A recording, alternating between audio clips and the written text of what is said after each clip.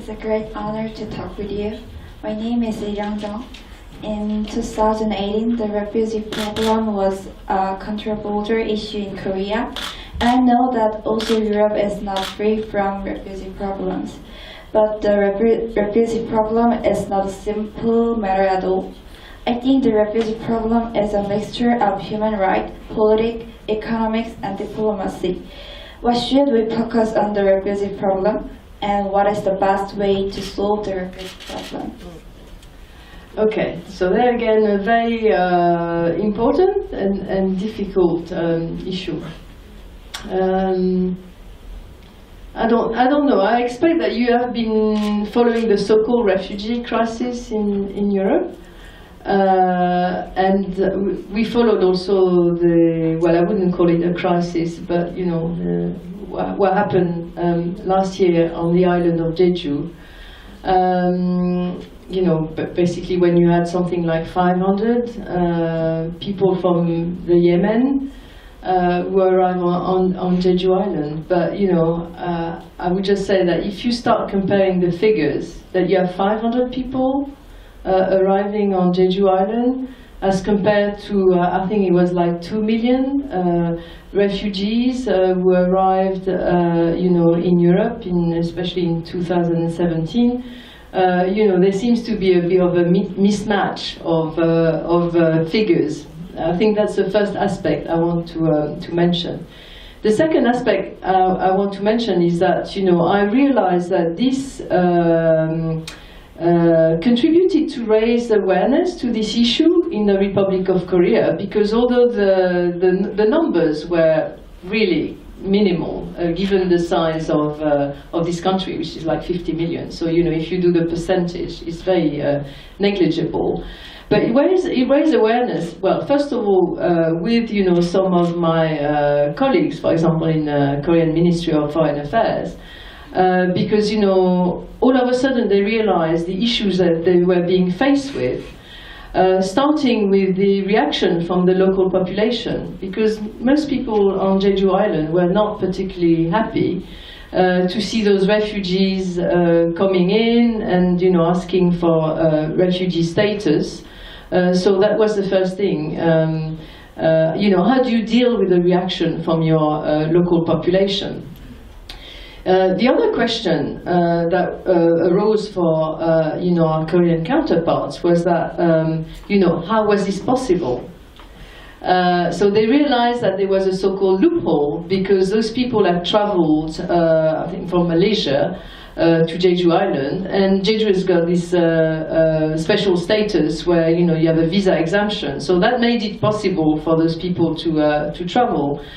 So the reaction was actually to close the loophole, to make sure that, you know, this would not happen again in the future. And then again, I will not comment on whether there was the right course of action or not. And the third aspect was, yeah, okay, so now how do you deal with those people who are claiming asylum?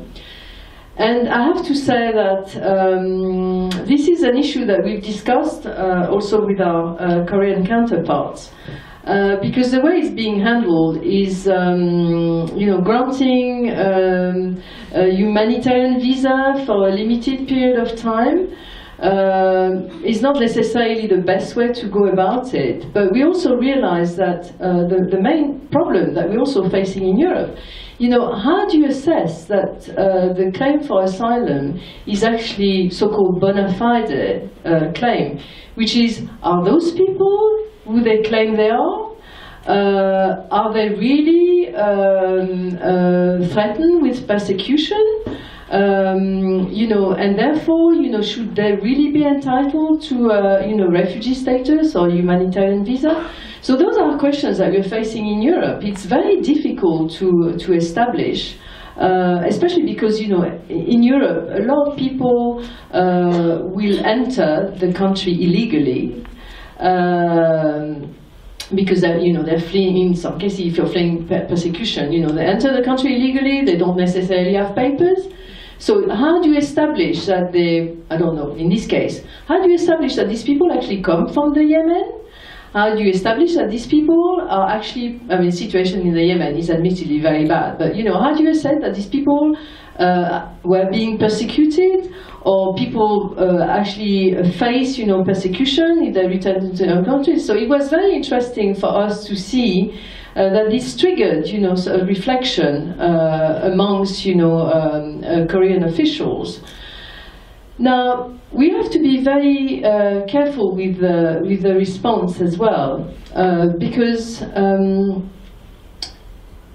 there are not many refugees in this country. I mean, Korea is a very homogeneous society. Even when you get North Korean defectors, they're not refugees. I mean, they don't get refugee status. They are considered to be Korean citizens. So I think it's interesting that, the country has not been faced with this issue. But I think it's good that, you start reflecting upon the possibility that, what we saw in Jeju might repeat itself, and how you're going to deal with this. Because, as you say, it's a human rights issue, but I will go even further than that. We think that the Republic of Korea, as a developed country, as a responsible member of the international community, also has a duty to welcome some of those people, especially people, from Asia, but also beyond. So, I would also encourage you to think about it as a Korean citizen, and see how you deal with this challenge. But I can tell you that already our colleagues in the Korean administration have been forced to think about it. So I don't know if that answers your question. It's very focused more on Korea rather than the EU. Maybe as by way of conclusion, I want to say that last year we adopted the UN Global Pact for secure, orderly and regular migration, because very often it's becoming increasingly difficult to distinguish between refugees and migrants. So basically, refugees in a way are a subcategory of migrants, but we think that we have to look at the broader issue as well. So thank you very much for your question.